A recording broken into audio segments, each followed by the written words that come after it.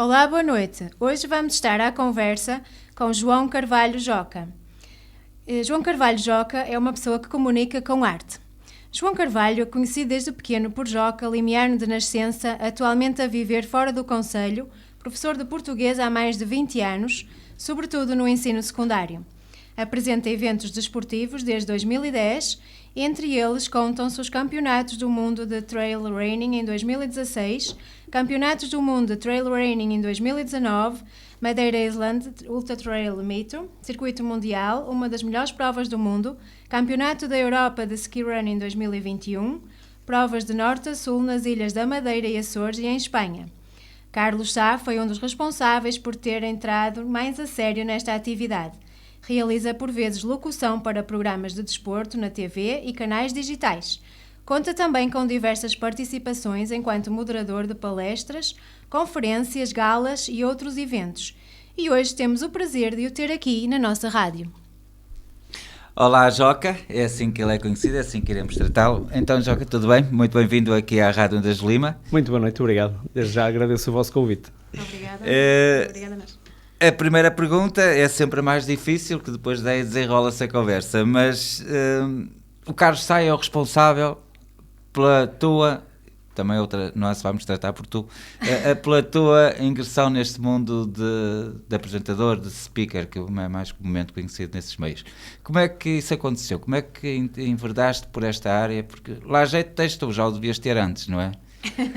Ora bem, isto, o Carlos Sá, eu costumo dizer que foi o responsável, porque foi ele que me incentivou a dar continuidade a uma coisa que eu já ia fazendo de vez em quando, mais esporadicamente. Depois, claro que o Carlos Sá, como muita gente conhece, é um grande maratonista, um homem ligado ao desporto, um dos nossos maiores atletas nacionais nestas áreas do trail running, do sky running, da escalada, de montanhismo. E uma altura, numa das equipas onde nós estávamos os dois, que era dos Amigos da Montanha em Barcelos, eu, como fazia parte dos Amigos da Montanha, os Amigos da Montanha convidaram, porque já me tinham ouvido a apresentar outra prova de BTT, ligado ao downhill, da associação também, convidaram para apresentar o primeiro trail, o trail desse ano dos Amigos da Montanha. O Carlos Sá estava lá, era o diretor da prova, e apercebeu-se de alguma forma do jeito que eu ia tendo para lidar com o microfone e para estar ali à vontade com os atletas e gente que eu não conhecia nem nunca tinha ouvido falar, mas ia tentando fazer ali o interface entre a organização e o público e os atletas e as chegadas deles. Pronto, e o convite surgiu dali a pouco tempo, eu não me lembro agora mais quanto tempo, mas um mês talvez. O Carlos está dali a um mês, sensivelmente telefona, eu nem sabia eu para quê, e diz-me que queria combinar comigo alguma coisa, queria lanchar comigo, queria encontrar-se comigo, nem eu sabia para quê. O Carlos Sá, nessa altura, já estava a começar a programar a sua empresa, já tinha dado o início à sua empresa de esportes, de eventos esportivos, a Carlos Sá Nature Events, e veio ter comigo precisamente para isso, veio-me dizer, praticamente com estas palavras, queria que tu fosses o meu speaker daqui para a frente.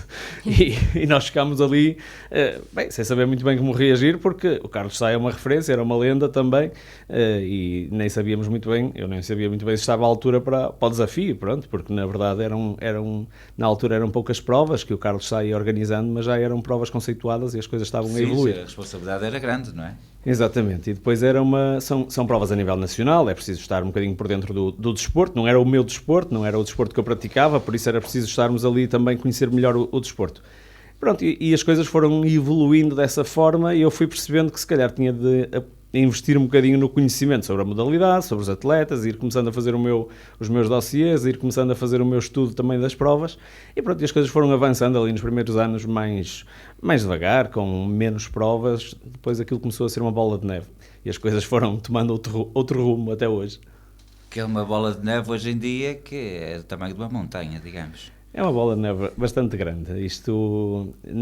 Os desportos, felizmente, estão na moda, o desporto está na moda, há cada vez mais desportos, mais modalidades, cada vez há mais atletas e mais pessoas a quererem praticar desporto mesmo não sendo atletas e isso é bom e recomenda-se. É uma tendência crescente, então, cada vez há mais pessoas preocupadas com o desporto e a fazerem realmente desporto. Exatamente, nós tivemos agora esta passada quarta-feira, foi o Dia Internacional do Desporto, e nota-se um crescente número de praticantes, um crescente número de atletas a nível de todas as modalidades, sejam elas de corrida, de running, de jogging, chamem-lhe o que quiserem, nomes portugueses ou nomes estrangeiros, mas são modalidades que vão crescendo. Depois temos os triatlos, temos agora os Ironmans na moda, temos aí muita coisa a acontecer e é bom que as populações também se mexam para a sua saúde.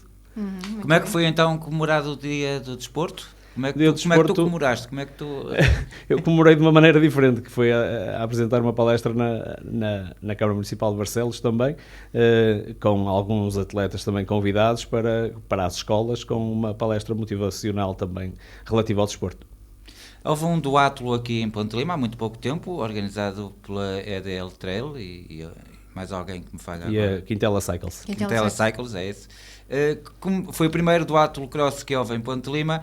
Como é que, na tua perspectiva, como é que correu? Como é que achas que a organização foi boa, se a adesão foi regular, foi satisfatória? Olha, para ser um primeiro duátlo cross, só o nome já é novo aqui na nossa zona. Nós sabemos que existem outros duátlos aqui à volta, Famalicão, Cerveira, etc., mas em Ponte Lima não havia. Ponte Lima o que é que tem? Ponte Lima tem aquilo que mais nenhum sítio tem uma beleza que não se compara a nenhum lado, por isso toda a gente que vem cá fica maravilhada, seja para andar de bicicleta, seja para passear ao domingo, seja para comer arroz de sarrabulho, toda a gente fica encantada com Ponte Lima.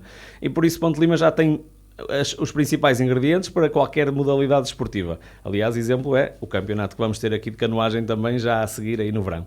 Mas o duátlo, falando do duátlo em si, eu acho que teve a adesão que era necessária para uma primeira prova, para haver teste também ao circuito, para haver um teste também à organização. Era a primeira vez que a EDL estava a organizar uma prova do género e acho que correu muitíssimo bem para uma primeira organização, para uma primeira prova, porque apesar de termos aqui alguns atletas bastante conceituados neste mundo, porque tínhamos cá, por exemplo, um Joaquim Lopes que ficou em terceiro lugar, mas que é campeão do mundo da distância desta modalidade na sua categoria, no seu escalão etário, tínhamos aí outros grandes atletas também, mas claro que o nome do duátlo Cross Ponte Lima vai ficar e vai puxar certamente no próximo ano muita mais gente para Ponte Lima para vir praticar nesse duátlo. É uma modalidade que também não pode crescer exponencialmente, isto é, não pode crescer muito porque há uma questão logística que tem a ver com bicicletas, que tem a ver com o parque fechado das bicicletas, que tem a ver com as transições e isso obriga depois a outra dinâmica e outro número de pessoas envolvidas de staff que não há condições neste momento a nível amador. Já depois tínhamos que passar para um nível profissional ou semi-profissional da organização de eventos. Qual é o papel de um speaker num evento, Joca? Para as pessoas que nos estão a ouvir, que há pessoas de várias faixas etárias, se calhar muitos nem sabem o que é que significa speaker. O speaker é o termo em inglês para aquilo que nós temos cá como apresentadores. Nós temos os apresentadores desde há muitos anos, quer na rádio, quer na televisão. Temos aí muita gente a apresentar programas há muitos anos e a apresentar eventos. Toda a gente se lembra dos festivais da canção, toda a gente se lembra dos Jogos Sem Fronteiras, do lado de Límaco, de todas essas questões que são muito antigas na televisão, desde o início, e na verdade isto é a continuação desse trabalho que foi feito nessa altura já nos Jogos Sem Fronteiras, etc., que é tentar passar as emoções da prova para quem está fora das grades, para quem está do lado de fora, para o público, fazer uma interação entre a organização e os atletas, entre a organização e o público também, porque é preciso às vezes coordenar ali algumas questões de logística com o público, com os atletas, é preciso estarmos por dentro da prova. O speaker é aquela pessoa que tem que conhecer bem o regulamento de todas as provas. Os atletas às vezes não leem os regulamentos, o speaker lê sempre o regulamento, pelo menos eu leio, porque é obrigatório eu saber estar por dentro de tudo o que vai acontecer, desde horários até ao sítio onde eles vão tomar banho. Eu tenho de saber tudo. E por isso, se eu não me sentir bem na minha pele, também depois não consigo fazer um bom trabalho. Porque vai surgir a dúvida e eu não gosto de ter dúvidas quando estou em direto. E por isso é um trabalho que... Este trabalho de speaker basicamente é a animação. A animação é aquilo que se quer. Sim. Em princípio quer-se animação. E depois é parte também de uma responsabilização dos atletas, há aqui uma linha entre as organizações e os atletas que às vezes é difícil de fazer a ligação, porque a organização tem uma ideia pré-definida, os atletas chegam a um sítio diferente e que não estão ainda a ver a orgânica das partidas, das chegadas, dos banhos, do sítio onde vão pôr as bicicletas. Precisam ser orientados. Precisam ser orientados, ou se é preciso colocar em dorsal, ou se é preciso colocar em um chip num pé, ou se é preciso colocar isso é tudo responsabilidade do speaker fazer essa passagem de informação também. E claro, depois há outra parte, porque os eventos não se fazem sozinhos.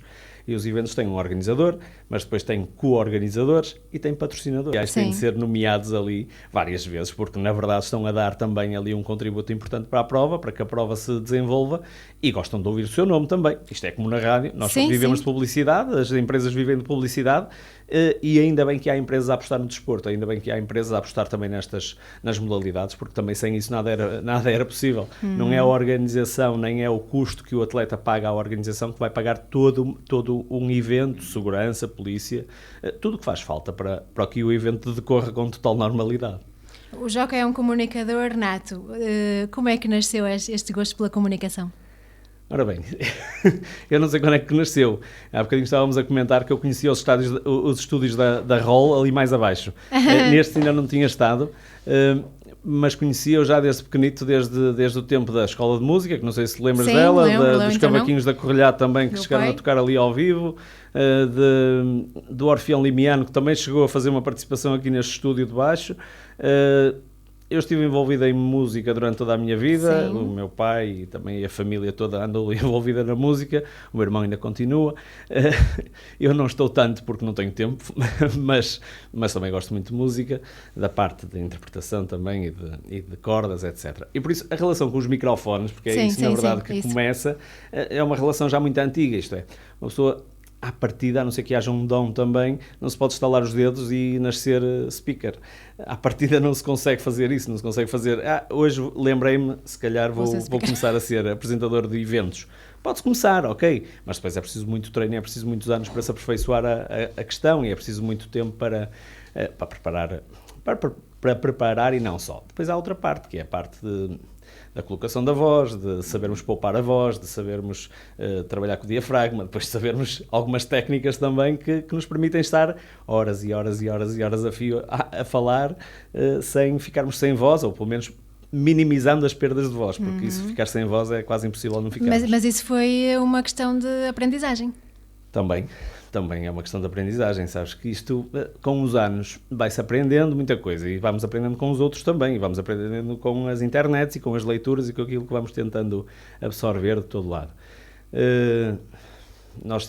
Eu estive envolvido em tantos grupos e tanta música e tanta coisa que de todos os lados vamos tirando sempre um bocadinho. E por isso quando nós estamos a falar não aprendemos nada, quando estamos a ouvir aprendemos alguma coisa e por isso é sempre bom quando nós conseguimos absorver coisas, e eu falo muito para fora, mas gosto de aprender e gosto de absorver também, porque às vezes não temos tempo para isso. Sabes que isto, olha, com as tunas tocam muito na rua e por isso é preciso às vezes gritar e estragar a voz, e aprende-se com os erros também, aprendemos a não estragar a voz depois e aprendemos depois a gerir os dias seguintes e com alguma ajuda também que temos a nível de pastilhas para a garganta, de outras coisas, de produtos naturais, de chás, etc. Isso tudo faz parte do nosso trabalho. E é uma coisa que está invisível, porque nós normalmente não falamos disto. Ninguém sabe a quantidade de chá que se toma ou se leva chá para as provas connosco numa garrafinha térmica. Mas para hidratar também para hidratar e para a voz não ficar... E às vezes em condições de estado de tempo miseráveis, não é? Pois é, isso no inverno. Anteontem, ora bem, eu estive agora numa prova... Um dia destes estive numa prova que estavam 4 graus de manhã. Quando eu cheguei ao local eram 7 da manhã, estavam 4 graus e é preciso começar a falar. Eu vou sempre a aquecer a voz no carro já, quando estou ali a 10 minutos, 15 minutos, vou aquecendo a voz até chegar ao local, porque sei que dali a 10, 15 minutos, 20 minutos estou a começar a pegar no microfone e a começar a falar. E por isso também é importante, é uma pessoa conhecer-se, saber o que é que precisa, saber que se está frio vamos ter que proteger um bocadinho a voz, a garganta, etc. Saber que temos de ter cuidados, senão ficamos completamente afónicos logo aos primeiros. Como é que se aquece a voz? Olha, com a rádio a tocar, muitas vezes, com a rádio, e vamos tentando trauteando ali. Pronto, há técnicas também de aquecimento da voz que se vão aprendendo. Eu estive ali no Orfeão Limiano, também nós fazíamos sempre os exercícios de aquecimento da voz, etc. E isso é importante nós irmos treinando ali a voz para que ela esteja na hora certa, esteja disponível para sair cá para fora, porque nós temos aqui o nosso aparelho fónico que é preciso lubrificá-lo também e pô-lo a trabalhar antes. Com chuva, tu consegues resguardar-te da chuva ou acabas por apanhar também? Passa muita chuvinha. Muita chuva, muito frio, muito calor. É um trabalho. Há uma tenda, a aparelhagem tem que ser guardada. Está reservada, está. A aparelhagem está, normalmente está. Mas o speaker não. O speaker, se quer interagir com os atletas, se quer interagir com o público, tem que estar lá. Tem que estar lá. Não pode estar dentro de uma tenda, não pode estar abrigado, nem pode estar a ver os atletas dentro do carro. Não pode. Para mim é impensável. Pronto, eu sei que há quem o faça, mas eu não consigo ser assim e por isso tenho permanentemente mudas de roupa no carro, tenho permanentemente casacos impermeáveis no carro, porque eu sei que a qualquer momento vai começar a chover torrencialmente e já apanhei muita chuvinha na minha vida de speaker. Eu às vezes a brincar digo que isto é pior do que trabalhar na construção civil, porque quando estamos a trabalhar na construção civil, se estiver a chover vamos fazer estuco e vamos fazer outras coisas por dentro da casa. Aqui não, aqui é sempre ao ar livre praticamente e por isso o evento não para porque está a chover, os atletas não param porque está a chover e por isso já apanhei desde chuva a granizo, a neve, já apanhei de tudo. Estas provas acontecem mais no inverno do que propriamente no verão. Acontecem durante todo o ano. Olha, eu tenho uma prova que é a Ultra Trail Rocha da Pena, que é no Algarve, apresento já há vários anos, é no Algarve, em Salir, que é na zona interior do Algarve, e já lá apanha 45 graus. E os atletas aguentam. E os atletas aguentam, e estamos ali o dia todo ao sol e ao calor, e está muito calor mesmo, e é preciso muita hidratação, etc. E depois com as diferenças de temperatura,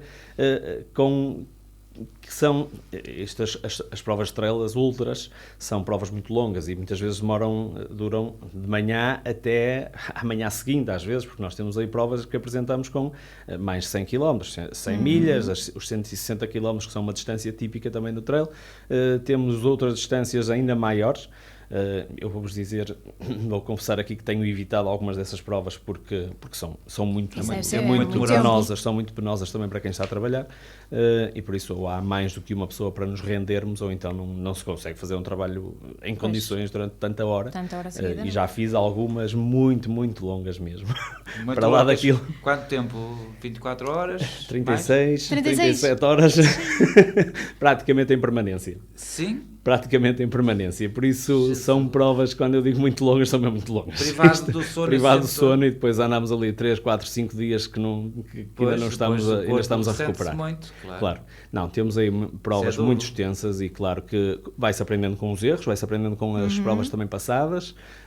Lembro-me de uma prova em 2017, não vou dizer qual foi, mas lembro-me de uma prova em 2017 que me levou praticamente ali à ruptura total, porque eu acabei a prova e basicamente nem sabia onde estava quase, porque foram mesmo muitas horas, foi um desgaste muito grande também, e pronto, e no fim nem queremos ouvir falar de nada, nem queremos ouvir falar sequer de comer, porque só queremos é dormir e descansar e pousar a cabeça e pousar a voz. E não há mais 1, 2, 3 speakers que pronto, possam nesse ano participar? não havia, nessa prova, nesse evento não havia, foi uma das grandes provas também, nesse evento era só eu a apresentar, aquilo teve uma partida à meia-noite de um dia e a prova acabou à meia-noite de uma sexta para um sábado e a prova só acabou no domingo às 8 da manhã e depois tive 2 horas de pausa, porque dali a 2 horas era preciso estarmos a fazer a cerimónia de entrega de prémios, a cerimónia protocolar, em 4 línguas, e é preciso estarmos ali também frescos da cabeça para tentar desembrulhar em português, francês, inglês, espanhol, tentar estar ali... Dominas essas línguas?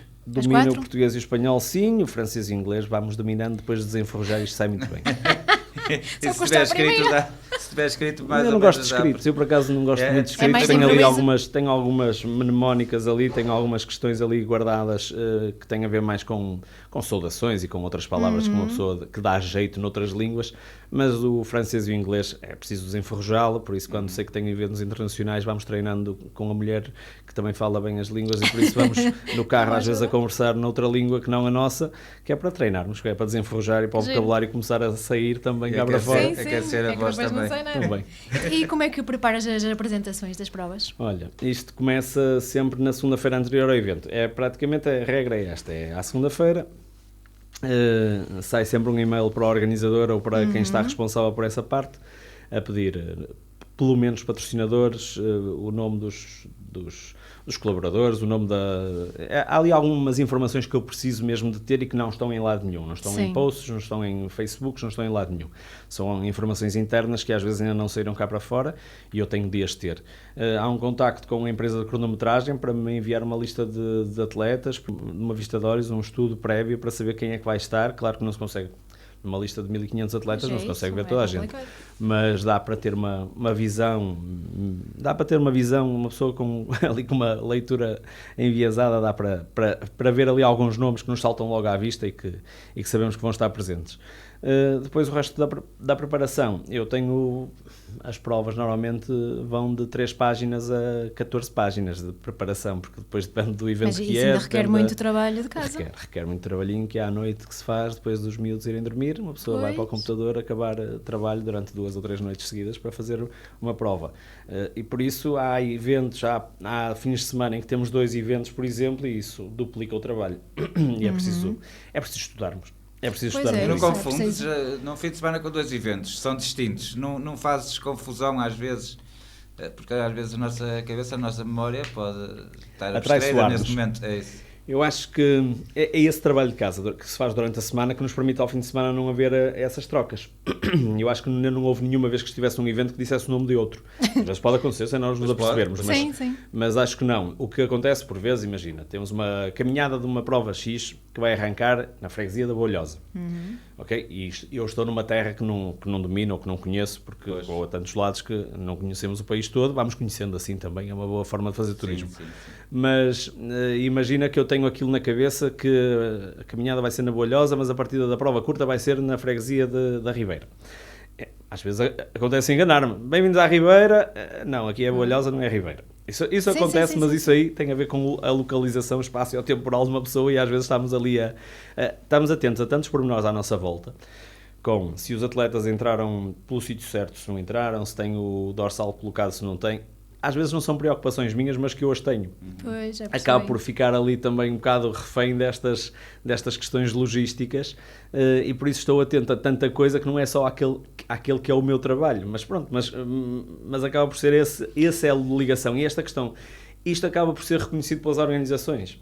E possivelmente tu acabas por aconselhar muitas vezes as organizações, às vezes quando são mais verdes, quando estão a começar, não sabem bem os trâmites, como se processa uma prova dessas, e tu, como tens a experiência, sabes aconselhar, orientar, ajudar, não é? Acontece frequentemente.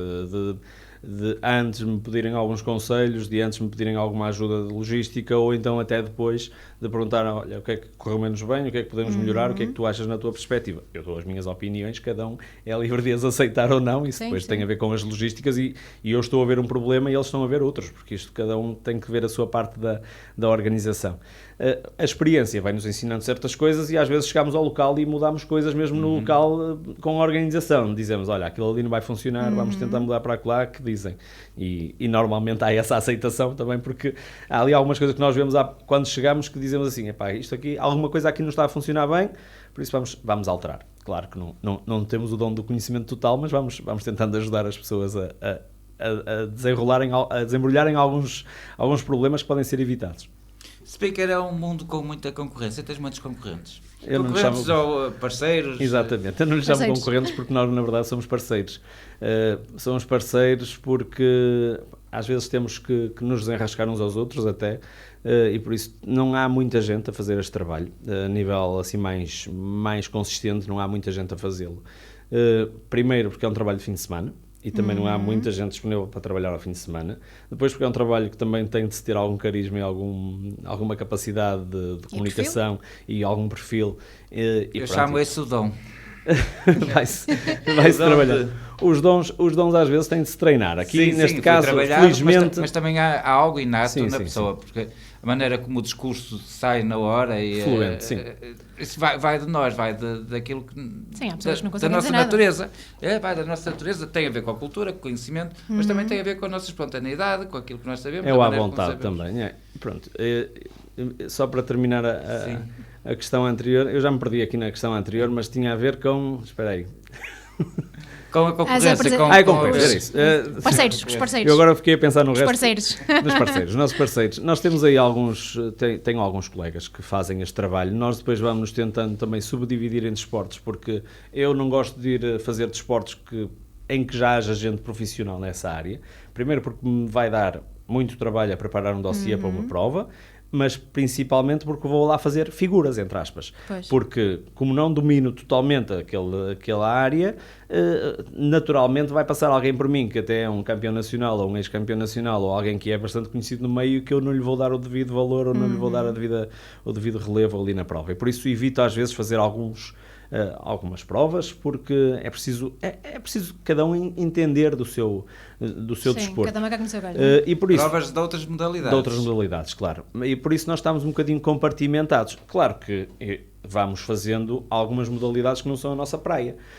Mas pronto, vamos nos ajudando uns aos outros e vamos tentando também auxiliar-nos. Por isso é que eu não lhe chamo concorrência, e às vezes há outras questões. Imagina uma indisponibilidade física, um problema de saúde que te leva a que naquele dia tu não possas estar presente. E tens de ter alguém que salvaguarda. Eu digo felizmente, mas digo isto tantas vezes que um dia vai acontecer. Isto é, nestes 10 ou 11 anos ainda não aconteceu eu ter que faltar a nenhum evento, mas... Não sei como, com tanto Covid, com tantos problemas, com tanta indisposição, com uma dor de dentes, uma pessoa há um dia que vai faltar a algum lado. E por isso é preciso telefonarmos a alguém e dizer, consegues-me safar isto, ou consegues ajudar, ou consegues ir lá fazer as coisas, porque o evento vai continuar na mesma, e não queremos deixar a organização na mão, porque é um papel que eles estão à espera que seja entregue a alguém. Já o entregaram a alguém, já o delegaram, por isso não estão preparados sequer, nem tem ninguém preparado para pegar no microfone no dia. E assim na hora haverá alguém à altura para fazer... Ou alguém sempre de salvaguarda? Não há sempre alguém de salvaguarda, não, porque felizmente há tanta coisa para fazer e há tantos eventos que muitas vezes é complicado. Agora, às vezes conseguimos socorrer uns aos outros. Às vezes conseguimos. Ainda agora tive um caso em dezembro passado, ou em janeiro, já nem me lembro, em que tive de ir fazer um evento que era de outro colega. Eu por acaso tinha no dia seguinte de manhã, naquele dia ao fim da tarde estava disponível, e testou positivo, não podia estar no evento porque testou positivo, ligou-me atrapalhado ali a organização e tal, e eu fui lá fazer o serviço, lá está, ajudámos-nos mutuamente porque ele já tinha algumas coisas preparadas pois e é tal, isso. fomos partilhando informação e as coisas foram funcionando e funcionaram bem. Também já nos conhecemos, quem anda neste meio também já se conhece bastante bem, ao ponto de termos a confiança necessária para nos ajudarmos uns aos outros e para tentarmos colaborar uns com os outros. Pois já sabem o trabalho que um prepara, depois o outro prepara também, para não ser assim muito em cima da hora. Aqui há uma coisa... Conhece atletas, não é? Sim, mesmo. Pronto, e lá está. Eu, quando vou tapar o buraco de alguém, claro que ninguém está à espera que eu faça um trabalho exatamente igual ao meu colega se eu for apresentar uma prova de canoagem, porque eu não conheço ninguém da canoagem. Isto é, conheço se preparar, mas se chegar ali, cair ali de paraquedas, não vou fazer muito diferente daquilo que é estar ali só a ver as pessoas e a fazer... Eu sei fazer uma parte das coisas, mas depois há outra parte que me vai falhar, certamente. Agora, também a organização já não está à espera disso, já está à espera é que alguém vá lá pegar no microfone e vá safar a coisa, porque às vezes pelo menos dar ânimo. Claro, sim, e depois, claro, com o dia a decorrer as coisas acabam por fluir e acaba por se conseguir dar bom porto. Depois há outra parte que é importante, que são as cerimónias protocolares dos prémios, e que é preciso nós estarmos muito por dentro daquilo e bem entrosados com a dinâmica, que é para aquilo correr bem. Porque se chegar lá alguém, pegar no microfone para apresentar prémios e não está bem organizado com a pessoa que está atrás a pegar nas medalhas, a pessoa que está à frente a passar as medalhas para quem vai entregar, a chamar os... Há ali uma logística que as pessoas nem imaginam às vezes, que é preciso termos 5 olhos para estarmos atentos a tudo o que se está a passar à nossa volta, e pronto, lá está. É o treino. A experiência conta muito. Aliás, essa é uma parte que eu intervenho muitas vezes nas organizações, que é: vocês já foram desembrulhar os troféus, porque aquilo vem de uma gráfica ou vem de um sítio qualquer, estão em caixas. Não é na hora que se pode desembrulhar as caixas, aquilo precisa de uma hora para tirar, pôr em cima de uma mesa, ver onde é que estão as categorias, ver onde é que estão os escalões, ver quem é que vai entregar isto, quem é que vai entregar aquilo, quem são os patrocinadores que vão estar, quem vai ser da Câmara quem vem, da Junta quem vem, quem é que... Isto é preciso uma dinâmica fácil, que parece fácil. Para quem assiste parece fácde. Mas na hora para aquilo fluir, naqueles 25, 30 minutos, tem que antes haver um trabalho prévio que tem de saber, tem de se estar um bocadinho por dentro das coisas também a fazer. E tem que se gostar mesmo, porque fazer uma coisa dessas assim só por fazer não se é bom. Sim, é preciso gostar-se. Há bocadinho vocês estavam a perguntar de onde é que vêm estas capacidades. Olhem, eu sou professor. Sou professor de português, isso já ajuda bastante, não é? Sim, comunicação. Tenho a minha formação em português, em latim, Também é depois filho em de línguas. pessoas cultas, também. O professor João Maria e para a Dona Obrigado. Albertina e para o irmão. Muito obrigado. Por isso também, mas lá está, isso acaba por ajudar também, claro que acaba por ajudar, mas eu gosto de pensar que toda a gente tem capacidade para fazer as coisas, isto é, que o nosso background familiar não nos deve restringir ou não nos deve limitar, porque se as pessoas quiserem, se quiserem praticar, se quiserem dedicar-se um bocadinho a outras áreas, conseguem fazê-las. Eu faço muitas outras coisas que não têm a ver com o background familiar. E por isso as pessoas, às vezes, acho que é o nosso comodismo que nos diz assim, ele consegue porque ele é filho de, Sim, ou sim, porque ele sim. tem uma raiz familiar de pessoas ricas, ou de... Epá, a riqueza não tem a ver com Ricas cultura, nem tem a ver com... em cultura, sim. Em cultura. O resto não sei. Isto tem de se gostar das coisas, as coisas fluem e as coisas aparecem. Eu não fazia Sim. trail e por isso tive Não que adiantava me dedicar ser a isto. filho da fulano de Claro, tal. saber falar ajuda. Ajuda. Agora, português, nós todos demos erros de português, todos fomos aperfeiçoando o nosso português, uns mais, outros menos.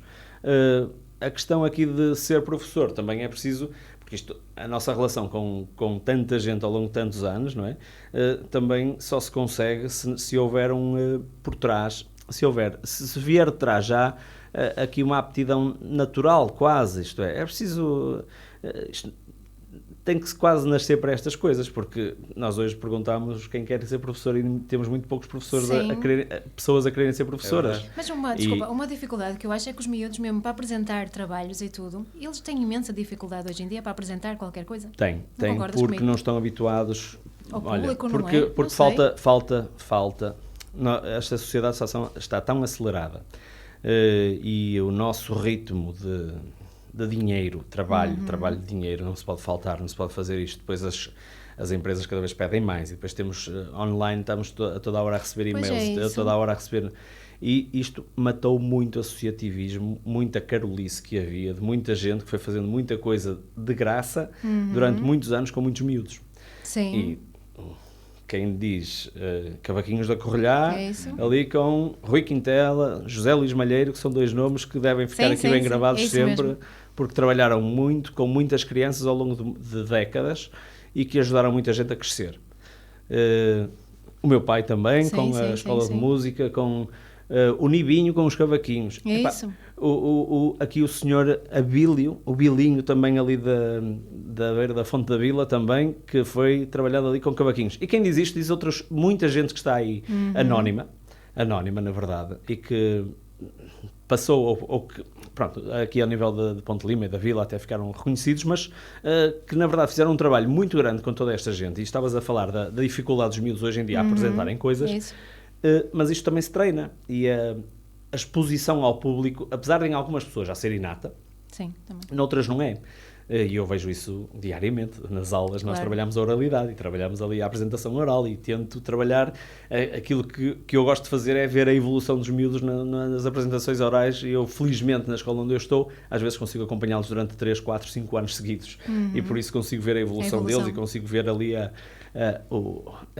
capacidade de fluidez da língua e a capacidade de pelo menos estarem em público e a falar perante as outras Pois pessoas. é isso. Porque é este trabalho que eu faço que me permite também ajudar os outros a fazê-los. De certo modo são uns privilegiados, porque tem um professor que consegue fazê-los Embora projetar a voz, saber... Exato.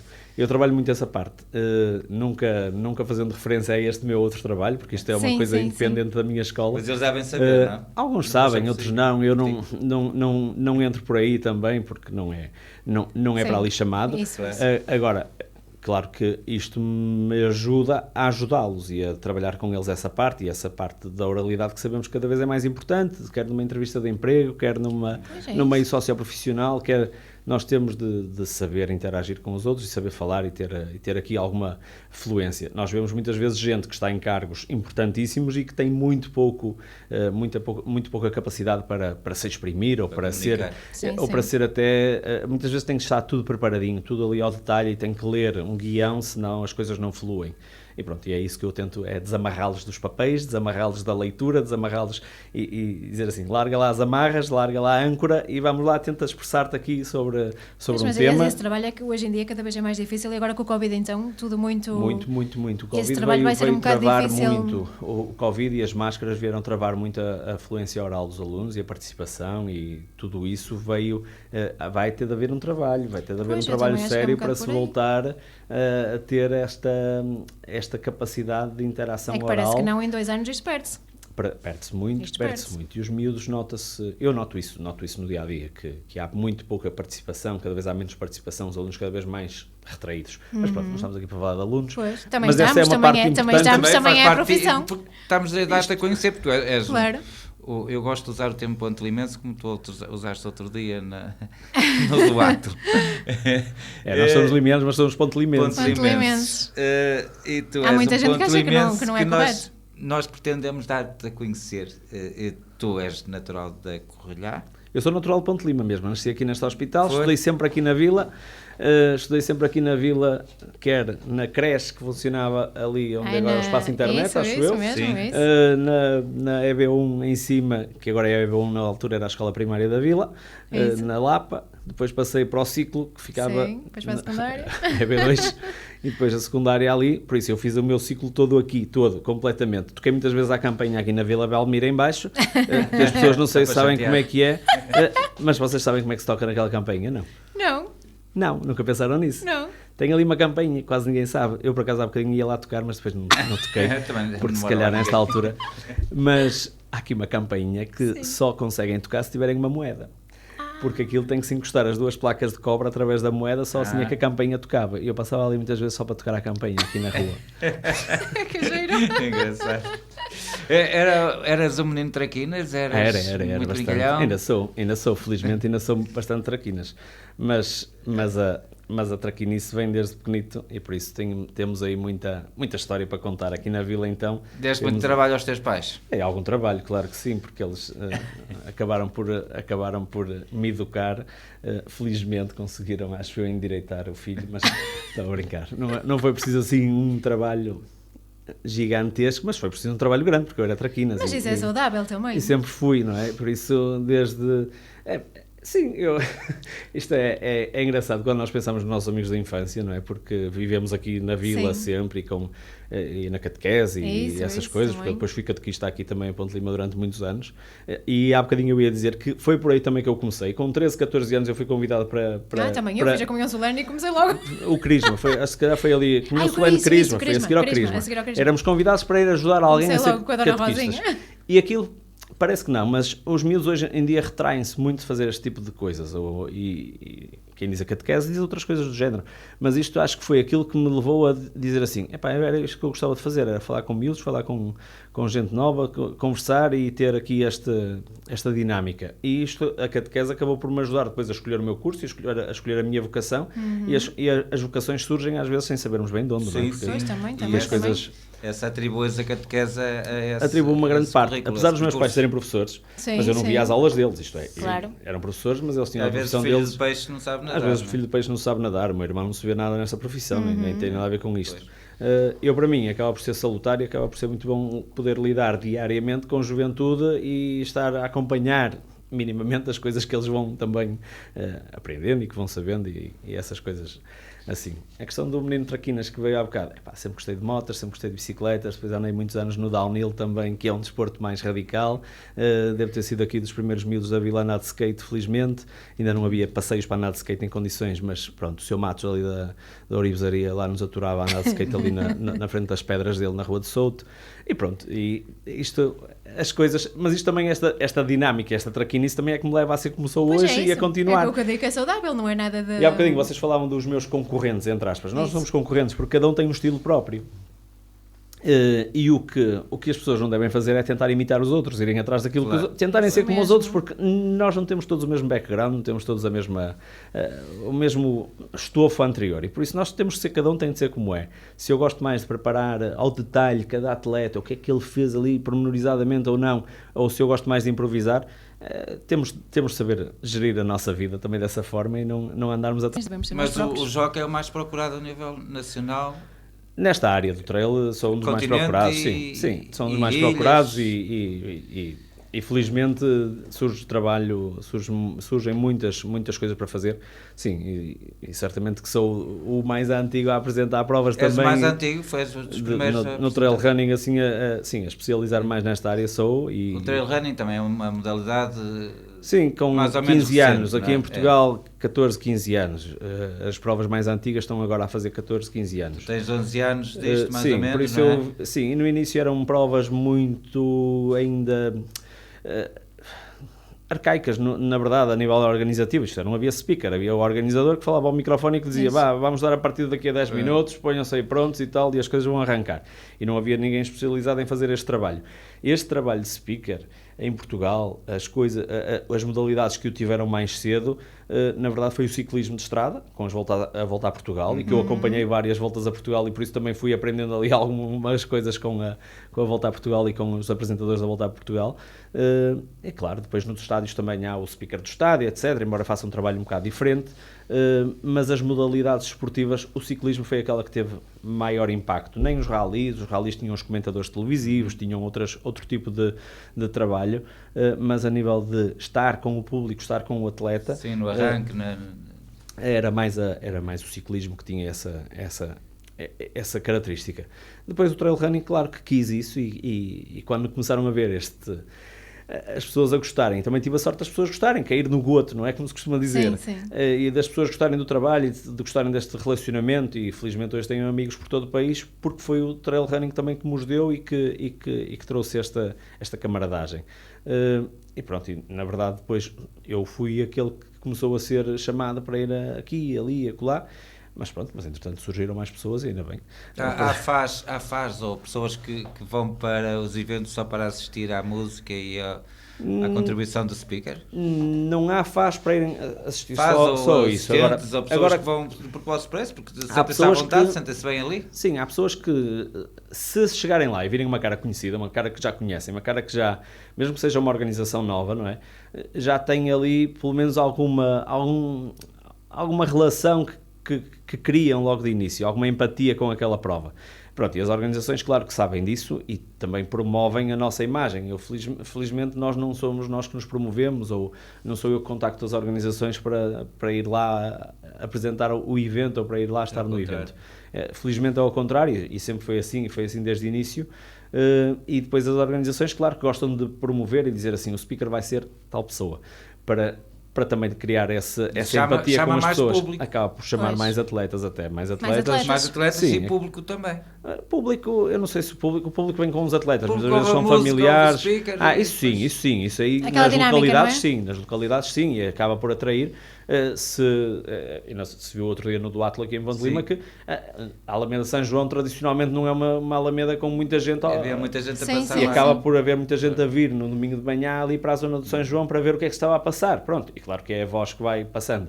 Curiosamente, aqui há pouco tempo tive uma prova em Miranda do Corvo, uma grande prova em Miranda do Corvo, e a prova tem 2 dias, teve o sábado e o domingo, e ao final do dia as pessoas estavam a reencaminhar uma imagem a fazer print screen do Facebook lá penso eu que até era da rádio de Miranda do Corvo, que era alguém, um comentário que estava lá, quem é o homem que está aqui a falar às 7 da manhã, que soube na vila toda.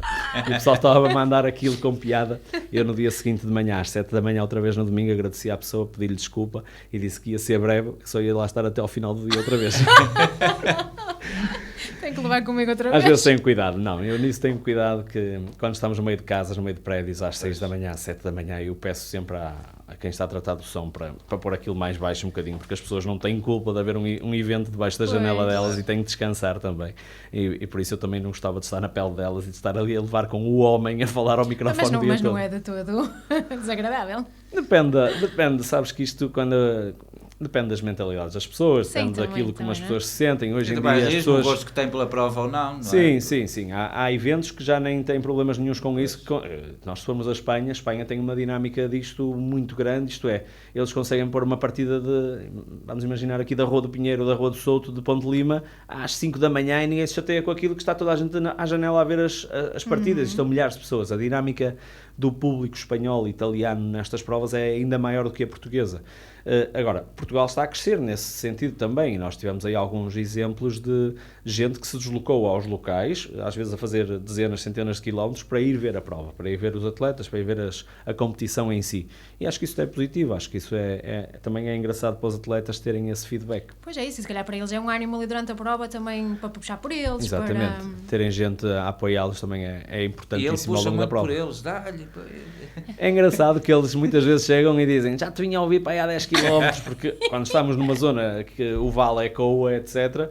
Eu lembro-me uma altura de estar a apresentar uma prova na Serra da Estrela, em Manteigas, e a prova passava perto da meta, mas os atletas ainda tinham de fazer mais uma volta para aí 30 km. A prova era extensa, na altura penso que tinha 80 km, e os atletas passavam numa serra ali perto da zona de meta, mas depois tinham de continuar e fazer o resto da volta.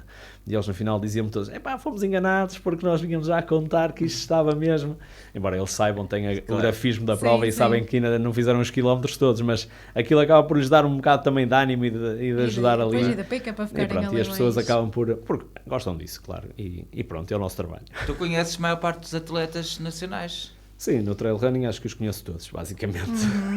Isto são milhares de pessoas, estamos a falar de um universo, não sei, de 15 a 20 mil pessoas que praticam trail running neste momento. Eu estou a dizer que conheço todas, claro que não conheço todas pessoalmente, mas os atletas principais conheço-os todos pessoalmente, já há muitos anos.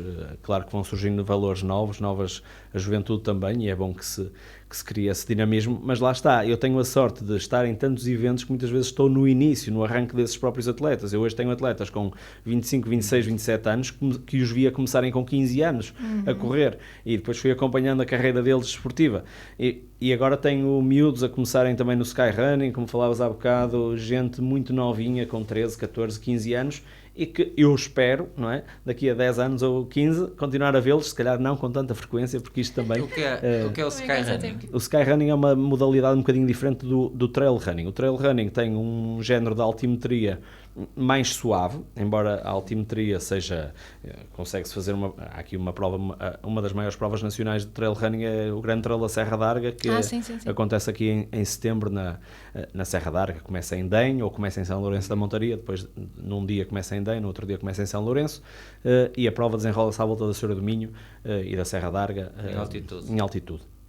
O skyrunning é uma vertente mais radical, com pendentes muito mais acentuadas, sem estradões, sem trilhos às vezes definidos até, em que os atletas têm que subir pedras, é quase ir à Senhora do Minho a direito, quem conhece ali de São Pedro de Arcos para cima, é quase ir à Senhora do Minho a direito por zonas que só foi cortado o mato, algumas zonas, são provas mais radicais, são provas mais extremas, embora de corrida na montanha também, e nós tivemos o Campeonato da Europa precisamente agora em 2021 cá em Portugal, com as principais figuras europeias que estiveram a correr no Pisão, que é ali na zona de Vouzela, São Pedro do Sul, em São Pedro do Sul, e o Campeonato da Europa foi cá, e lá está, são provas mais... é um estilo ligeiramente diferente, e há atletas para skyrunning, há atletas para trail running, há atletas que fazem as duas modalidades. Com a apresentação do Joca? Sim. Normalmente sim, normalmente tem sido... Os grandes eventos. São grandes eventos. Os eventos melhores que temos em Portugal, mais consagrados. Nestas áreas, sim. Felizmente tenho sido convidado para estar em todos eles. Estive aqui no primeiro campeonato do mundo, que foi em 2016, foi uma organização do Carlos Sá. É curioso porque é um campeonato do mundo. Temos cá os atletas de todo o mundo, tivemos cá praticamente 60 nacionalidades. Foi uma gala de abertura em Braga, foi uma série de conferências de imprensa durante a semana. Sentiste muita pressão aí? Senti alguma pressão, claro, porque é preciso estarmos ali com as línguas sempre a trabalhar, e é uma responsabilidade bastante grande. É um evento de nível mundial, com os representantes internacionais da modalidade, com uma série de características diferentes daquilo a que estamos aqui habituados, não é? Embora cada prova é uma prova e que tem que fazer com dignidade. Mas não vacilaste, correu bem? Não vacilei. Eu ia começar pela outra parte, que era... Eu, quando sei que o Carlos Sá está a pensar em organizar o Campeonato do Mundo, já estão as coisas definidas, etc., lembro-me de estar no final de uma Jerez Marathon, que acontece lá em cima na Vila de Jerez. No final dessa prova, que acontece em dezembro, o campeonato era no ano seguinte, só em outubro, mas as coisas estavam delineadas, e damos de estar encostado a uma parede com o Carlos Sá no final da prova, já estávamos ali só a conversar, e perguntei-lhe: olha lá, Campeonato do Mundo, quem é que vem cá apresentar o Campeonato do Mundo? E ele olhou para mim e disse, és tu? Eu assim, Eu? sou eu, está bem. Muito bem, era só para Vamos ter a certeza. assimilar, vamos assimilar. E pronto, e felizmente acho que correu bastante bem. Entretanto tive a ajuda na altura, porque era preciso mais gente, porque tínhamos várias partidas, tínhamos depois ali pontos intermédios e estamos a falar de um campeonato do mundo com 80 km nessa altura. E pronto, e era preciso animar ali algumas zonas intermédias também. Na altura, curiosamente, pedi ajuda ao meu irmão, que ele não é muito destas áreas, mas pronto, para ajudar naquilo que fazia falta. Mas dá uns comigo toques, também. já... Sim, mas não é praia dele. Ele Pois. nunca quis muito isto dos microfones e ele gosta sempre de estar na retaguarda e de estar mais apagado. E por isso também nem se dedica a isto, nem quer. Mas na altura deu-me uma ajuda, ele e outro colega meu que é de Lisboa, que é o Hugo Água, com quem apresento muitas provas ao longo do ano também. Quando estamos dois, normalmente estou eu e ele, e pronto, e vamos dividindo aqui o país praticamente. Isto é assim, eu vivo cá em cima no norte, em Famalicão. Uma pessoa acaba por traçar ali quase um limite, uma fronteira para não passarmos mais do que 2 horas dentro do carro a conduzir ou 3, Pois, não é? não é Porque cansativo. senão é bastante cansativo. Tens um convênio então com esse teu colega? O convênio, sim, é um convênio já tácito que acabamos por dividir ali um bocado as coisas e quando me ligam mais de baixo eu digo assim, já falaram com o Hugo Água. Pois. Quando me ligam cá para cima ele pergunta se já falaram comigo, embora presumimos sempre que já falaram com um e com o outro e que já estamos ocupados e que por isso é preciso mais alguém. Mas o vosso género é parecido? Não, somos diferentes. É A parecido. dinâmica é mais ou menos a mesma? O ritmo, É diferente, somos consegue- diferentes. O ritmo é diferente. Ele é um homem do sul, eu sou um homem do norte, de Minho. Pois, É mais espontâneo, Trabalhamos, mais alegre. trabalhamos de forma espetacular. Alegria, Isso queria não, deixar aqui. Nós trabalhamos os dois, encaixamos e temos uma sintonia já de pensamento e saber quando é que o outro vai falar e quando é que o outro quer falar e quando é que estamos em perfeita sintonia, praticamente a 100% em todos os eventos e passamos muitas horas juntos. Mas temos um estilo diferente. Ele tem ali algumas características que eu não tenho e eu tenho outras características que ele não tem. E é aquela parte de não nos imitarmos um ao outro. Eu não vou procurar fazer aquilo que ele faz, ele também não tenta fazer aquilo que eu faço. Somos diferentes e por isso cada um faz o seu trabalho da melhor forma possível. Mas como são estilos diferentes, também pode ter Complementam-se. contratos diferentes. Por exemplo, eu gosto mais do teu estilo, eu sou do Algarve, quero-te contratar. Sim, isso aí acontece. E tu vais-me recusar e vais... Não vou recusar. Eu percebo isso. E acontece às vezes das organizações quererem um ou quererem o outro. Isso acontece. O que é que vai acontecer aqui? Eu normalmente tento evitar ir para tão longe. Tento evitar, porque senão... E já fiz muitas provas lá para baixo. Já conheceste Portugal, já conheceste que chegasse, não? E agora se calhar já não precisas... São muitas horas de carro, dessa são experiência. muitos milhares de quilómetros. São muitos milhares de quilómetros e pronto, são tempos que, primeiro, não são cobráveis, nem são, não é? E o nosso tempo é precioso e neste momento com tantos eventos na Zona Norte é quase impensável ir lá para baixo para a zona de Lisboa e para Porto Alegre e para Santarém e para Abrantes e para outras zonas que Mas onde eu andaste por aí. já fiz várias provas nesses locais todos e não quer dizer que não vá lá apresentá-los. Agora depois numa segunda-feira de manhã tem que dar aulas. Exatamente, o problema é esse, é que muitas vezes nós chegamos a casa muito tarde porque nós somos os primeiros a chegar ao evento praticamente e somos os últimos a sair. E os últimos a sair somos sempre. Pois. Isto é, só fica lá a organização a acabar de arrumar coisas, porque nós somos os últimos a sair de lá e somos praticamente os primeiros, porque antes de nós só chega a organização também, e se a prova começa às 8h30, eu às 7h30 já lá estou. E por isso é preciso... Essas horas todas são horas que nós tiramos à nossa família, são horas de descanso que nós não temos, são horas de outras coisas que nós gostamos de fazer e que nós não temos. E pronto, Pois era temos isso que eu que ia perguntar. É isso que tu ias perguntar. É perguntar como é que se concilia a vida familiar com este hobby e se calhar agora sem tempo para andar no ciclismo. Tens 2 filhos muito jovens. Exato, tenho 2 filhotes, com uma menina com 4, um rapaz com 11. Felizmente tenho uma mulher que vai aturando estas maluqueiras também. e que vai dando a salvaguarda lá em casa, juntamente com o pouco apoio familiar, pouco apoio, entenda-se, porque estão longe. Quer os meus pais, quer os pais da minha mulher estão longe, e por isso o nosso apoio familiar é muito reduzido, e às vezes é preciso fazer uma ginástica enorme. Já houve casos de eu sair de Famalicão, vir deixar os meus miúdos aos meus pais a Ponte de Lima e arrancar para o sul para ir fazer uma prova e vir a Ponte de Lima outra vez buscá-los para ir para Famalicão dormir. Isto é uma logística bastante complicada. Mas às vezes não há outra hipótese, porque a minha mulher, em virtude do trabalho também, viaja muito também, está muitas vezes fora no estrangeiro, e por isso às vezes é uma logística incrível. É preciso muito trabalhinho de casa, é preciso também até nós termos uma parede com tarefas e tudo escrito, senão não funciona. Mas pronto, vamos tentando com essa salvaguarda familiar, vamos tentando juntar tudo. Claro que sei que estou a perder tempo dos meus filhos, sei que estou a perder tempo familiar, sei que não tenho domingos para estar com eles, ou para almoçar com eles, ou sábados, ou para estar com os meus pais, e o tempo é escasso e passa muito rápido, e nós temos de arranjar agora um momento para também aliviar. Já foram 10 anos de muita agitação, de muitos quilómetros, e por isso eu tenciono nos próximos tempos ir abrandando também o ritmo. Não é fácil. Não sei como, da maneira que és requisitado, esse é o problema. Com prestígio e com orgulho que te contratam. Felizmente as pessoas querem-te mesmo e ficam tristes se tu não. Felizmente e às vezes tenho esse problema. Já tive algumas provas que eu fui por respeito às pessoas, por respeito às tentativas que já tinham feito para me levarem aos sítios, e para não parecer presunçoso da minha parte, eu não venho aqui porque é o trail aqui na terra. Não tem nada a ver com isso. Felizmente não tem nada a ver com isso. Eu não tenho cá preconceitos, nem com terras, nem com sítios, nem com pessoas. E por isso, muitas vezes é mesmo porque ou temos questões familiares para tratar, ou temos alguma coisa de família, outras vezes porque queremos ter algum tempo para a família. E eu aprendi também, vai-se aprendendo, não é? Tive de chegar a um ponto que aprendi que não posso dizer às pessoas: olhem, eu nesse dia estou livre, mas não vou fazer nada porque vou tirar o dia para a minha família. Deixei de dizer isso. Não entendem? Não, prefiro dizer: olhem, já estou ocupado nessa data. Tem de ser assim. Infelizmente tem de ser assim para as pessoas não levarem a mal, porque na verdade nós não temos fins de semana.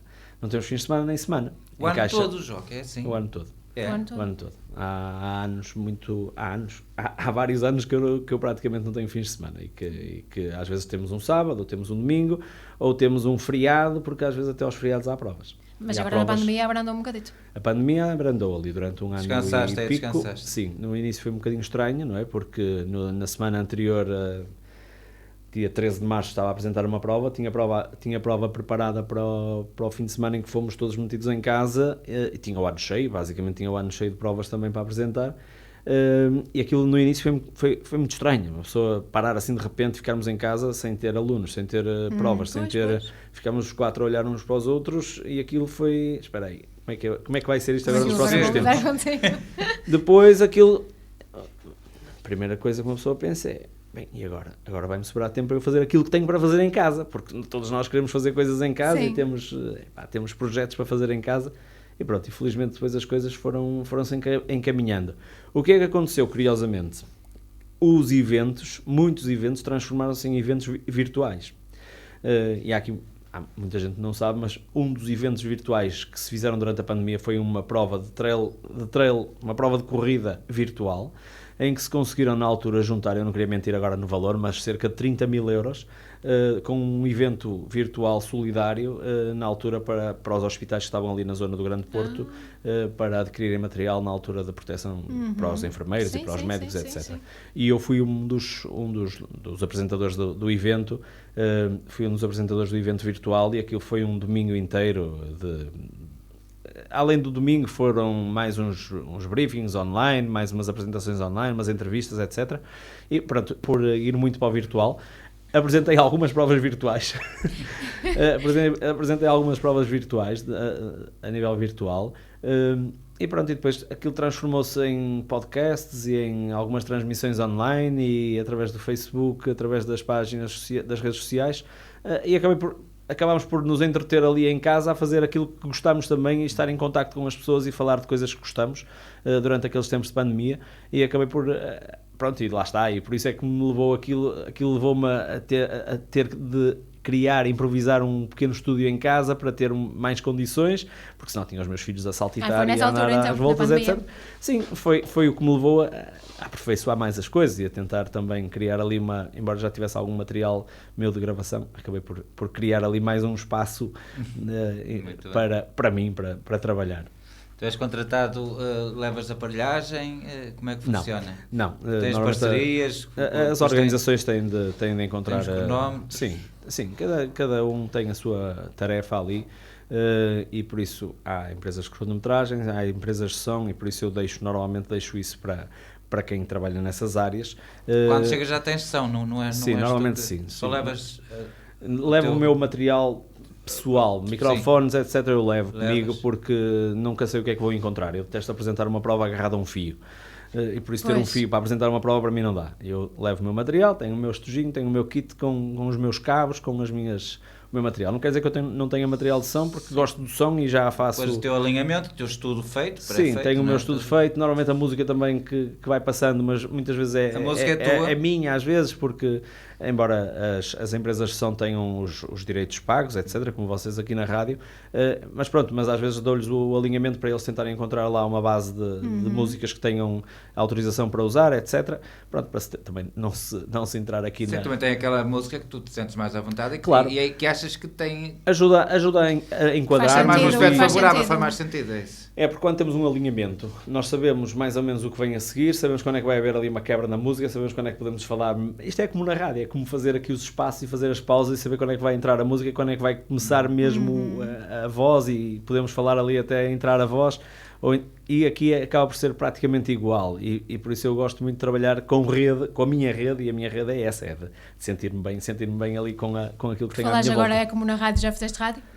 Olha, fiz a nível universitário. A nível universitário fiz, era um bichinho também, eu gosto muito de tecnologia, de aparelhagens e de mesas de mistura e deste material e por aí fora. E sempre... E trabalhei muito com isso quando estava na Escola de Cordas da Correlhar, nos cavaquinhos da Correlhar, trabalhei muito com isso. Quero puxar esse assunto, esse do Orfeão. É isso. E por isso trabalhei muito com esse material ali a partir dos 14, 15, 16 anos, éramos nós que montávamos as aparelhagens, éramos nós que íamos fazer os espetáculos dos cavaquinhos da Correlhar e que levávamos as coisas. Depois, quando tínhamos carta, aos 18 anos já éramos nós que levávamos a carrinha daqui para não sei onde, íamos com uma Nissan Urban carregadinha de material até ao teto e íamos fazer o som e preparar o som, e na altura com o Dr. Nuno Malheiro e com o Helder, fazíamos ali uma tripla que era a de ataque sempre e estávamos permanentemente a fazer som em vários sítios aqui da Zona Norte principalmente, e por isso o bichinho ficou. A rádio, a nível universitário, eu cheguei a Lisboa, entrei para Lisboa, na altura concorri para Lisboa, eu queria ir um bocadinho para longe de Ponte Lima, sair daqui da vila, na altura quando se tem ali 17 anos, porque entrei aos 17 anos para a universidade, quer-se ir para longe e sair um bocado aqui da zona, como quase todos os jovens querem, não é? Ir à aventura. Então fui para Lisboa. Claro que os meus pais devem ter apanhado um choque terrível quando viram que eu aos 17 anos ia sozinho para Lisboa. Claro que a primeira coisa que o Joquinha fez quando chegou à Universidade de Lisboa foi, cheguei lá, vi uma cabine de rádio montada e fui à Associação de Estudantes e perguntei: quem é que pode trabalhar lá na cabine de rádio? E eles disseram-me que aquilo estava fechado para há 2 ou 3 anos, que não havia ninguém lá a fazer nada. E assim, e não se pode dinamizar isto? Isto, em novembro já estava a tocar a rádio na universidade. Entrou em setembro e novembro de 2000. Já estava isso, e já estava uma tuna montada também, que também não havia tuna. Na Faculdade de Letras de Lisboa não havia tuna. Mas foste tu para que isso acontecesse? A tuna também? Fui. Cheguei lá e na Associação de Estudantes também perguntei: e tuna? Há tuna aqui? Não há tuna, em Lisboa não há tuna. Então bora lá. E como é? Podemos tentar criar uma... posso pôr aqui um cartaz? Podes, deixaram-me lá pôr um cartaz lá nos corredores e tal. Passado uns dias, passado tipo uma semana, fui lá, não havia telemóveis, não é? Isso. Fui à Associação de Estudantes ver se alguém se tinha inscrito. Então tinha lá 3 ou 4 pessoas com o nome apontado, alguém que era do conservatório, que eu não conhecia de lado nenhum, pessoas ligadas à música e que também tinham a mesma vontade que eu. Pronto, e aquilo foi assim um bichinho que em, sei lá, num mês conseguimos ter fizemos uma audição para 80 pessoas. Já tínhamos 80 inscritos. Claro que daquelas 80 tivemos que selecionar ali 40 ou 50, para depois desistirem meia dúzia, uns 10 ou 15, e o reitor da Universidade de Lisboa soube que a Faculdade de Letras estava a preparar uma tuna. Sim. E vejam lá, eu entrei para lá em outubro, setembro, outubro, foi nas de feiras setembro, novas, que era quando saía a nossa candidatura. Eu não sei, o reitor disse-nos, olhem, em março, o reitor, através de interposta pessoa, disse-nos, em março temos aqui um festival, tínhamos as comemorações na Aula Magna de Lisboa, e queríamos que a tuna fosse... Que aventura! E nós ficámos a olhar uns para os outros como, esperem, calma, que nós estamos aqui a começar. O que é certo é que nós em março estávamos a tocar na Aula Magna para não sei quantas pessoas em Lisboa com aquela tuna que tínhamos montado, e correu muito bem. Começámos com a música da Abelha Maia com a letra verdadeira, atenção. Pois, há umas brincadeiras, martices, pá, malta do Minho. E como é que se faz rádio numa universidade? Olha, a rádio na universidade acaba por ser interna, ali a questão era interna, tínhamos o som distribuído ali por algumas zonas no bar, nos corredores, etc. Havia ali algumas zonas que tinham a instalação já pré-fabricada. Depois eu passei para a Universidade de Porto, cansei-me de viajar de autocarro nos expressos da Renex, que são muito bons por acaso, mas cansei-me, aquilo já eram muitas horas, não havia cá... Lisboa, já... Não havia, Sim, e não havia, nem havia A28 sequer, havia a Ponte de Fão, que muitas vezes estava entupida, e muita gente a fumar dentro do autocarro, e aquilo eram viagens imensas, e pronto, e depois vim para o Porto, e no Porto continuei esta dinâmica. Mas a rádio, a nível da universidade, funcionava... Aquilo nós normalmente éramos duas, três pessoas a dinamizar aquilo. Tínhamos uma lista de CDs lá, outras vezes levávamos nós os CDs, claro. Aquilo era pirata, completamente. Também não emitíamos para lado nenhum, era interno. E por isso a nossa programação passava por música, passava por algumas informações essenciais para estudantes, coisas que a Associação de Estudantes quisesse passar para os estudantes, ou algo que fosse acontecer, eventos, festas que havia à noite, e por aí fora, e nós íamos fazendo ali um programa caseiro, com músicas escolhidas por nós, ou então a discos pedidos, como vocês tinham também aqui. Mas funcionava só nos intervalos das aulas? Funcionava Não, os intervalos lá eram a tempo inteiro, porque havia muita gente que fazia intervalo a tempo inteiro na universidade. Então sempre que estávamos disponíveis havia rádio. E se não estávamos lá, deixávamos a música a tocar, olha, íamos às nossas aulas e vinhamos e pronto, e aquilo ia rolando. Então rolava sempre. Rolava, nós tínhamos um leitor de CDs com 6 CDs, e aquilo dava para várias horas, que ficavam ali carregados, e nós íamos pondo aquilo agora vou estas aulas, punhamos em shuffle, aquilo em shuffle ia trabalhando, nós tínhamos ali uma mesa de mistura bastante simples, e íamos fazendo a nossa rádio. Mas eram bons tempos, não era? Passar assim numa universidade a fazer. Muito bons. Hoje em dia não há nada nossos amigos, e fazíamos às vezes umas entrevistas, ou então fazíamos umas brincadeiras com a malta, ou fazíamos uns concursos, e pronto, eram outros tempos, e que não havia esta... Eu não sei, hoje em dia diz-se mal de tudo, e as pessoas têm medo de fazer as coisas porque têm medo daquilo que se vai dizer de mal delas. Isso é verdade. E estamos expostos ao ridículo, e as pessoas têm sempre a tendência a dizer mal deste e daquele e daquilo.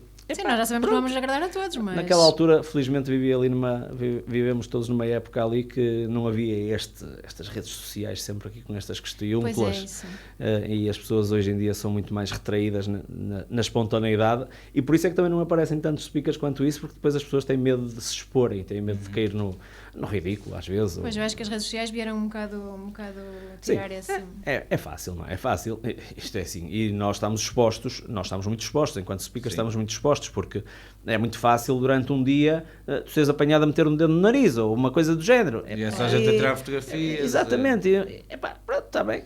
Mas isso é uma coisa que se faz. Toda a gente tem dedos, toda a gente tem nariz, olha, faz parte da vida.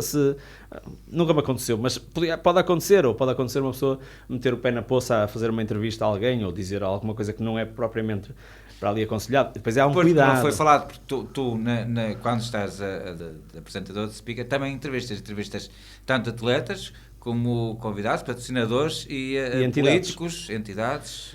Exatamente. Temos ali... da Câmara de Ponte Lima, por exemplo, já sim. Não sei se acontece nos outros lados. Sim, agora com o engenheiro Gonçalo também no período do desporto, etc. E lá está. Aí essa parte é o trabalho de casa. Eu não posso ir para lado nenhum, eu não vou para lado nenhum sem saber quem é o vereador do desporto e quem é o presidente da Câmara, pelo menos.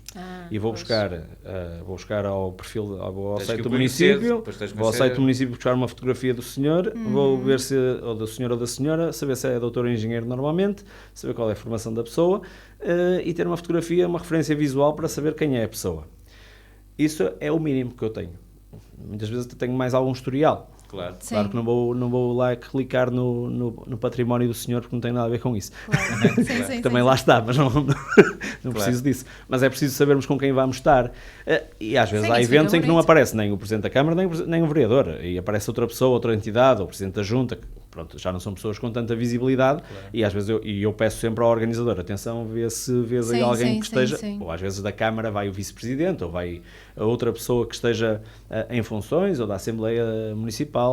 E é preciso nós sabermos com quem estamos a falar, e lá está, é preciso também aqui termos o nosso nível de língua vai variando também se estamos a apresentar o evento ou se estamos a falar com o vereador ou se estamos a falar com o Presidente da Câmara. É preciso nós sabermos situar-nos no meio desta dinâmica, porque nós com o atleta ou com um familiar ou com o público podemos brincar um bocadinho às vezes, até podemos às vezes entrar quase em ser brejeiros ou poder, porque gostamos de brincar com as palavras ou ser ali um bocadinho malandros, mas depois sabemos que temos de ocupar o nosso lugar quando estamos a fazer a outra parte e isso é preciso nós estarmos bem situados naquilo que estamos a fazer para durante o dia todo não falharmos também numa parte ou noutra. A tua especialidade, digamos, é trail, BTT?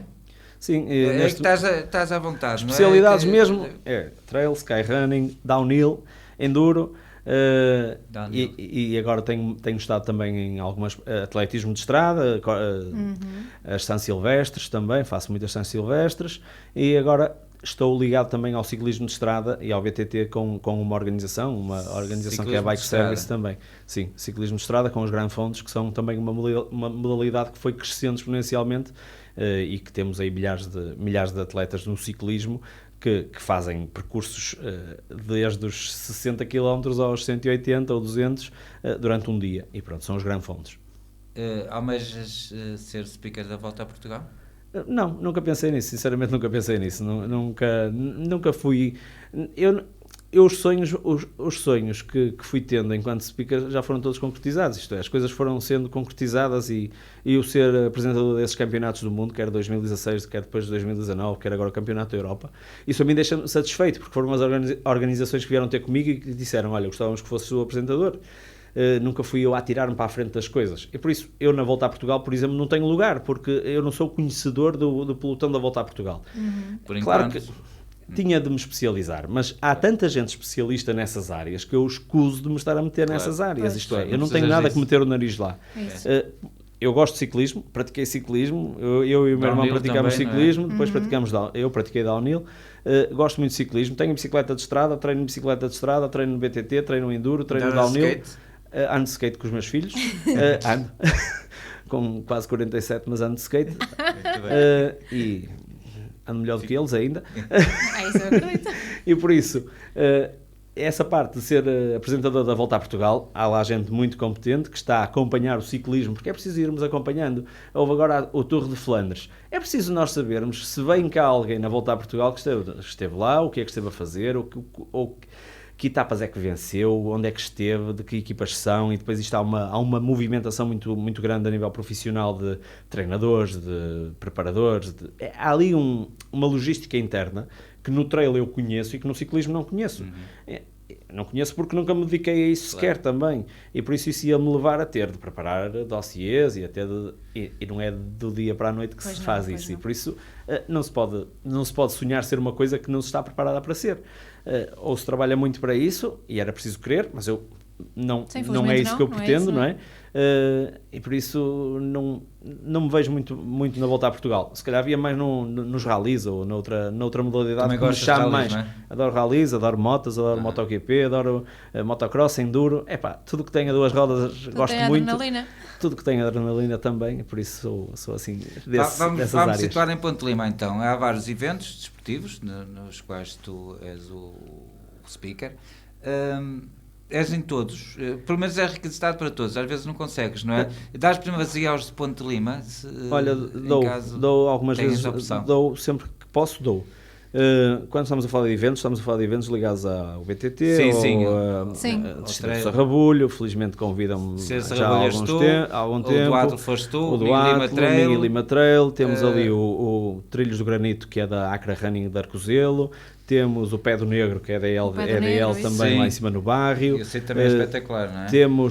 Temos aqui outra organização ali da Faixa, está-me a faltar agora o nome, mas vai-me lembrar daqui a bocadinho, que é uma organização também aqui na Faixa com um trail também. Fui eu também o apresentador este ano, no ano anterior não tinha podido estar. Pronto, nesses eventos vou sendo, no Vila Urbana Trail também. Sim, Vila Urbana Trail. Tudo o que está ligado a estas áreas normalmente estou. Claro que temos aí outros eventos, e temos BTT, e temos... Agora, é tal coisa, eu percebo perfeitamente e aceito perfeitamente que no BTT, quando se vai organizar uma prova de BTT, expressamente de BTT, se vai convidar alguém que está dentro do BTT e que faz o BTT todas as semanas, ou que faz BTT muitas vezes. E ainda por cima, normalmente esse BTT vai coincidir com uma prova de trail ou uma prova de outra modalidade, e por isso nem sequer me preocupo com isso. Há bocadinho perguntavas se dava primazia aos de Ponte Lima. Olha, este ano vai-se passar uma coisa que eu tinha já me tinha comprometido com uma organização de Ponte Lima, e apesar de ser uma prova que vai acontecer no mesmo fim de semana de uma organização que é do Carlos Sá, quem eu apresento todas as provas ao longo do ano, eu pedi desculpa ao Carlos Sá e pedi ao Carlos Sá que encontrasse outra pessoa para lhe apresentar esse evento nesse dia, para eu poder estar nos Trilhos do Granito aqui em Ponte Lima, que vai ser ali no início de setembro. E por isso eu tento também ajudar as pessoas da terra, porque também é este dever moral, que enquanto limiano também gosto de estar aqui presente nos eventos aqui da casa. Como é que classificas os eventos que são organizados cá? Como é que os classificas? Olha, eu acho que comparas com os restantes eu acho que nós temos aqui, a nossa natureza é fantástica para isto, e nós temos aqui, desde a serra, aqui do lado da Boalhosa e Ribeira, etc., Monte da Nole e na Corrolhá, Serra d'Arga, o Barrio, temos aqui tanta floresta e boa. Quando eu digo boa, estou a dizer que são florestas que ainda estão, muitas delas zonas virgens, zonas com muitas árvores autóctones, sem grandes eucaliptos, sem aquelas zonas que, se nós formos ali para algumas serras da zona do Porto, etc., é o que há.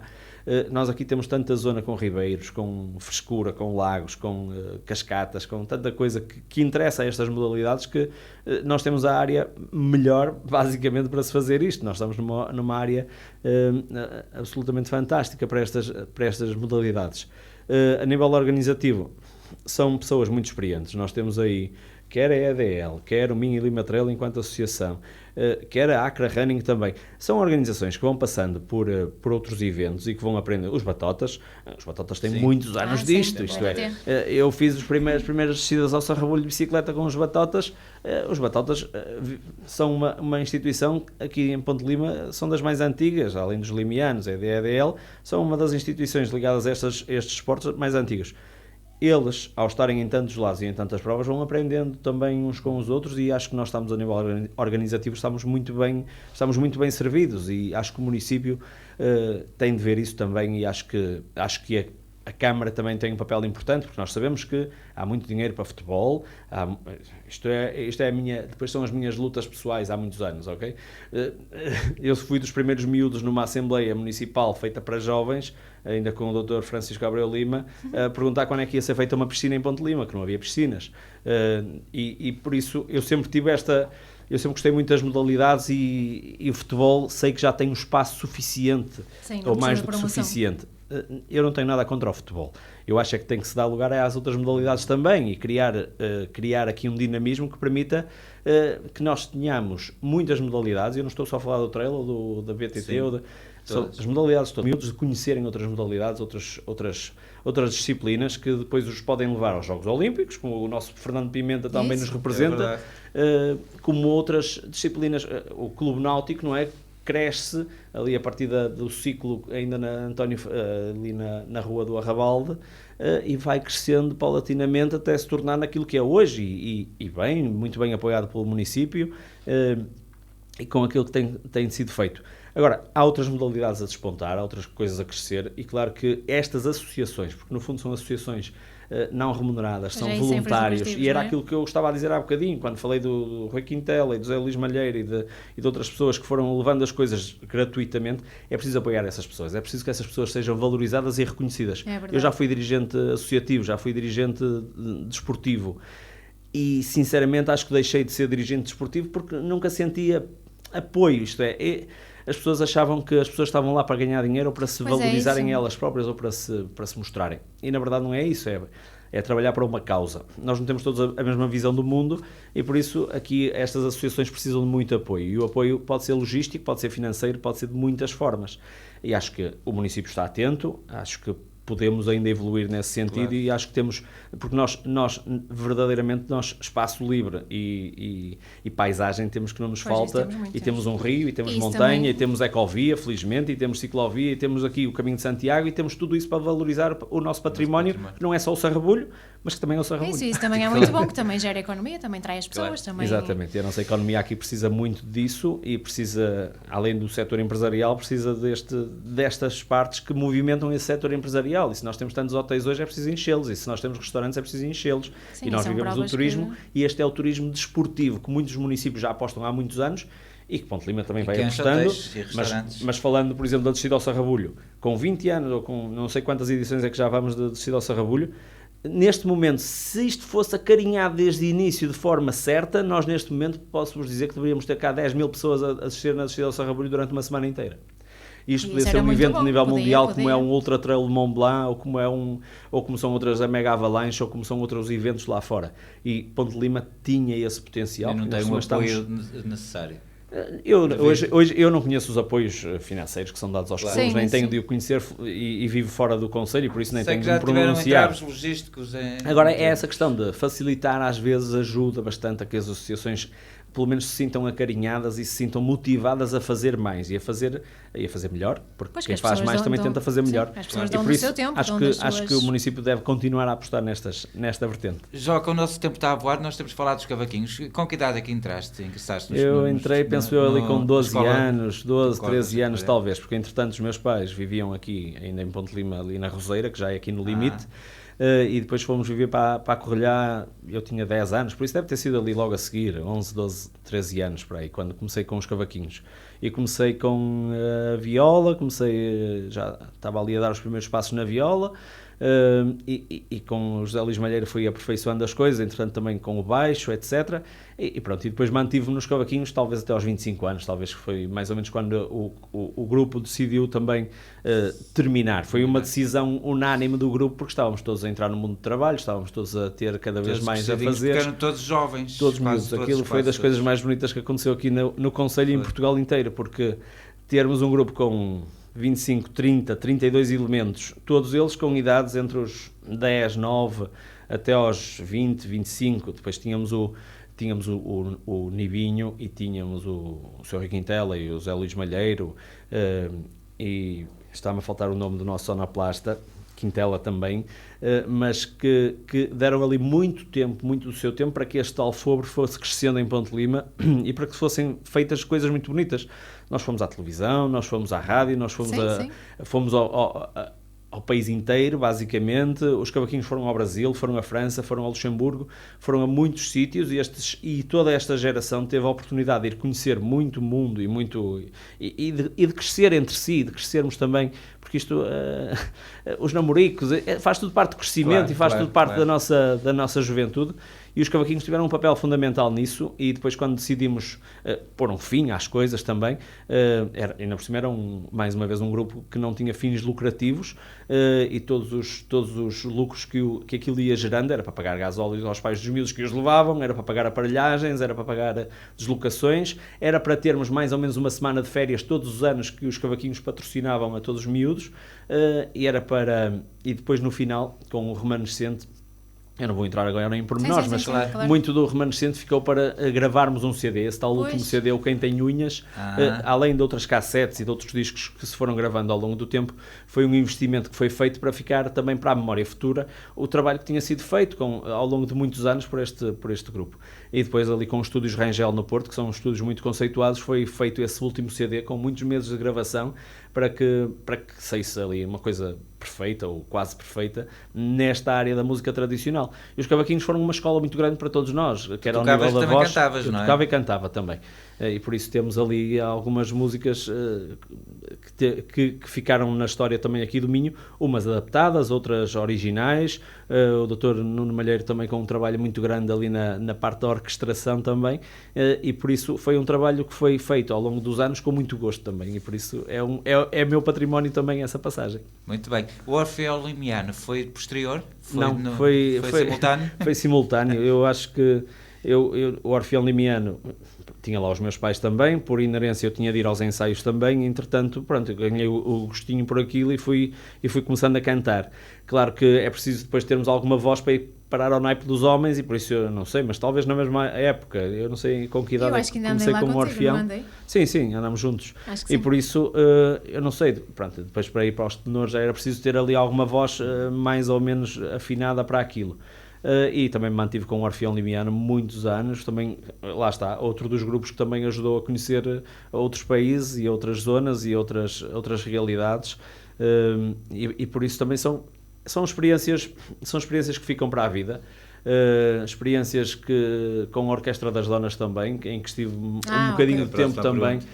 Com a Orquestra das Donas algum tempo também, porque o meu pai também era no fundo era o maestro da orquestra, e por isso conseguir, penso eu que 2 vezes à Expo 98, por exemplo, tocar com 2 grupos diferentes, acabei por ter ali alguns contactos com a televisão também nessa altura. Foste tocar com 2 grupos à Expo 98? Sim. Foste com a Escola de Cordas? E com a Orquestra das Donas.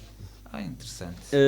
Eu não queria estar agora a mentir nesta parte, posso não estar bem presente, mas já vão uns anos, 98 para agora, mas são as experiências que ficam, e são experiências muito boas. Tu em Vitorino das Donas tocava baixo também? Baixo. Tocava baixo. E nos cavaquinhos estava... Não.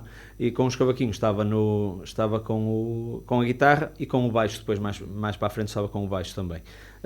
A Orquestra das Donas tinha ali algumas interpretações com coro na altura, mas tradicionalmente era a música que se ouve na Páscoa também, porque a orquestra continua, é uma orquestra secular, e é muito bonito. É uma orquestra secular, e ainda bem, e desejo-lhes toda a sorte do mundo, porque é bom mantermos estas tradições e conservarmos isto, porque são sítios por onde já passou o meu tio, o meu pai, quando eram mais novos, e depois isto é uma geração já muito mais antiga do que eles. Raul Quintela, que é a família dos Quintelas ainda, muita gente ali da zona da Faixa, do Vitorino das Donas, etc. Claro que eu não tenho aqui a história presente, nem vinha preparado para falar disso, mas acho que a tradição é para se manter, e que as coisas continuem, e que haja gente nova a entrar nestas coisas, porque é importantíssimo. Cada coisa no seu tempo. Tu fizeste rádio na universidade, depois não fizeste mais rádio, tocaste instrumentos, acabaste nestes instrumentos, eu tenho em casa a guitarra, e vou... sempre que posso pego nela para afinar. Mas em casa, a título particular. Em casa. Não em grupos, nunca mais? Não, porque não tenho tempo. A minha mulher está-me sempre a dar cabo da cabeça, porque ela vai cantando, está num coro, num orfeão, e diz-me, fazias lá falta, anda embora, mas não há tempo para tudo, e temos os 2 miúdos pequenos neste momento. Por isso eu espero que isso seja o próximo nível, que é eu ter tempo para mim, e ter tempo para fazer outra vez essa parte social, e fazer essa parte também de ânimo próprio, porque acho que nos faz falta a todos também, para a nossa saúde mental. E agora, como atleta, só te limitas a falar com eles, não participas? Competitivamente não participo, já há 5 anos que deixei o downhill, praticamente definitivamente, porque decidi que tinha de interromper, porque não havia tempo para tudo.